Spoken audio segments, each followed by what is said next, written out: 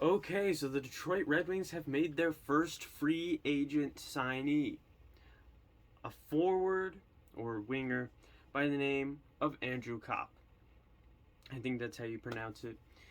Because on like the pronunciation thing, it says Kawp, so I am assuming it is pronounced Copp.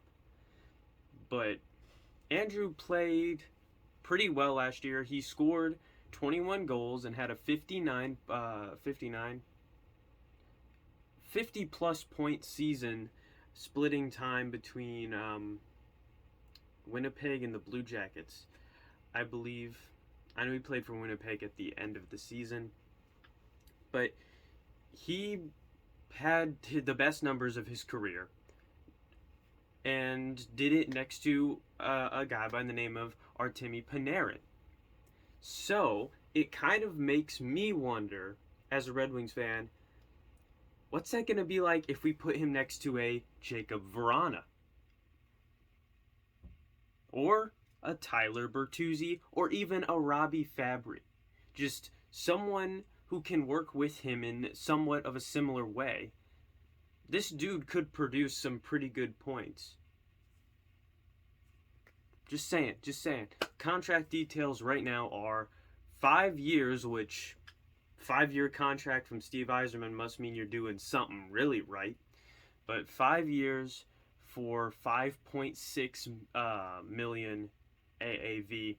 So his cap hit, I believe, is 5.6 million. We knew the Red Wings were going to have to spend, I think, like 14 million, somewhere around there, to hit the cap floor for this season.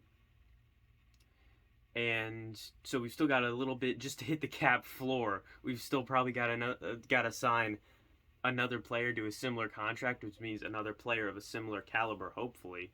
Which, if we add another player like an Andrew Copp, but on defense, or even another offensive player, like another 20 goal scorer or a good defenseman, it kind of makes you wonder. Everyone this year was talking about how he wanted this past year to at least lead to one more top 10 pick. We got that. In this past year, before the 2 week COVID break thing, the Red Wings were in the playoffs and they were doing pretty good. Like, it was looking like they might make like a Cinderella run at a wild card spot.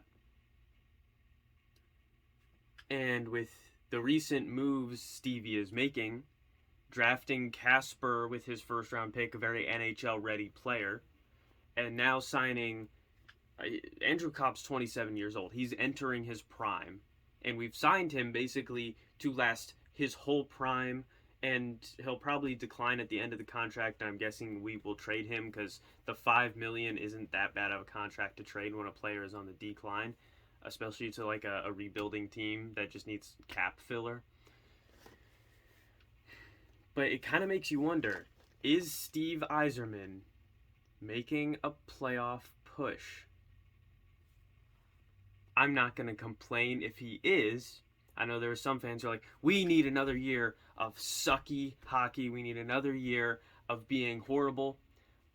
But the fact of the matter is, we've got too many, like, as it stands right now, this roster is too good to finish last place in the NHL.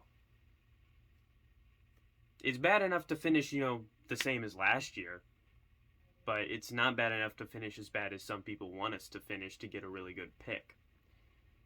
So, what I'm thinking, Stevie's thinking is we've gotten a decent way into the rebuild. We've built up tons of prospects at this point. It's time to get some of these young guys their first taste of playoff action, because if you expose it to them early, then it'll lead to success later down the line. And I think Stevie knows Stevie knows a little bit about playoff experience and how that whole thing works. So I feel like we need to trust him with that.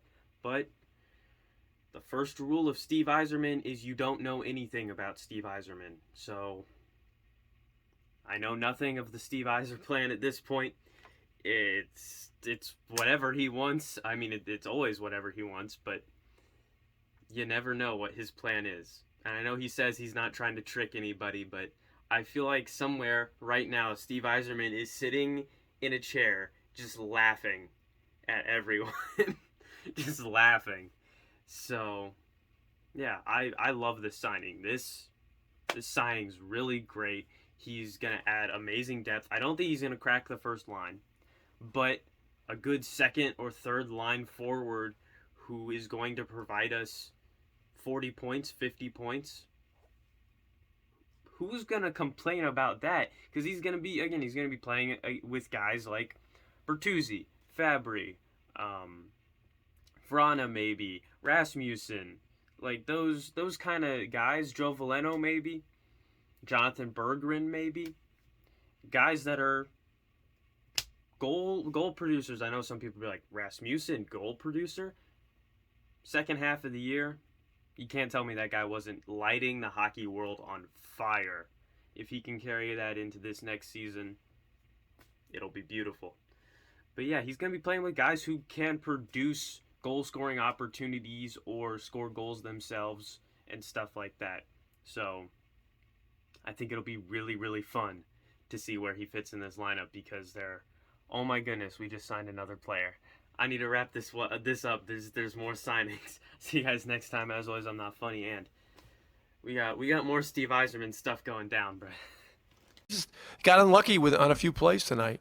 You know, one of those plays, I thought he was standing still, but he just hit the shit out of that one guy, and the guy went flying. They blew the whistle, and they called it on him.